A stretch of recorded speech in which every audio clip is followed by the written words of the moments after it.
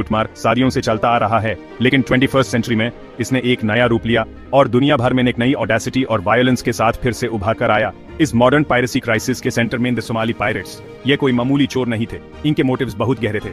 इनके एक्शंस के पीछे सोशल, इकोनॉमिक और पॉलिटिकल टर्मोइल का एक कॉम्प्लिकेटेड जाल था जिसने इनके देश को बर्बाद कर दिया था।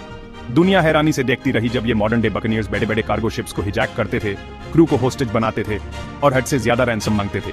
सोमाली पायरेट्स एक ग्लोबल मेनेस बन गए, इंटरनेशनल शिपिंग लेन्स को डिसरप्ट करके और दुनिया को बिलियंस ऑफ डॉलर्स का नुकसान पहुंचाकर। लेकिन इनकी कहानी सिर्फ लालच की नहीं है, ये एक ऐसे देश की कहानी है जो तबाह हो गया, जिसके लोग कॉन्फ्लिक्ट और एक्सप्लॉयटेशन की वजह से मजबूर हो गए। सोमाली पायरेसी के उभार को समझने के लिए हमें पहले सोमालिया के कैओटिक हिस्ट्री को समझना होगा। सालों के सिविल वॉर ने देश को बर्बाद कर दिया था, सरकार टूट गई थी और लोग सर्वाइव करने के लिए संघर्ष कर रहे थे। इन्हीं डेस्परेट कंडीशंस में पायरेसी के बीच बोए गए थे। ये सोमाली पायरेसी की कहानी है, डिस्पेयर, रेसिलियंस और एक ऐसे देश की ह्यूमन कॉस्ट की कहानी जो अधूरा रह गया।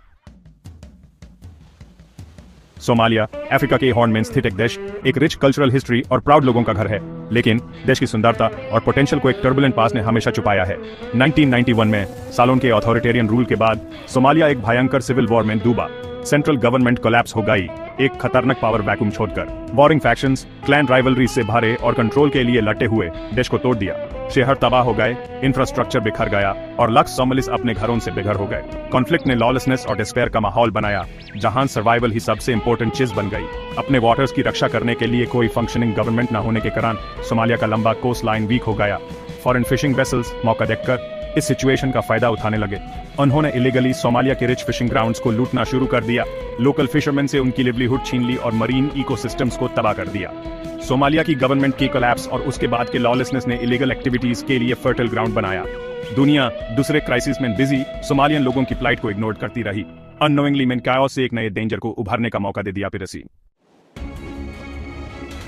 सोमाली लोग जो पहले ही सिविल वॉर के असर से परेशान थे, जल्द ही एक और डेंजर का सामना किया, फॉरेन एक्सप्लॉयटेशन। अपने वाटर्स की पेट्रोल करने के लिए कोई नेवी न होने के कारण सोमालिया का coast line international fishing fleets के लिए फ्री फॉर ऑल बन गया।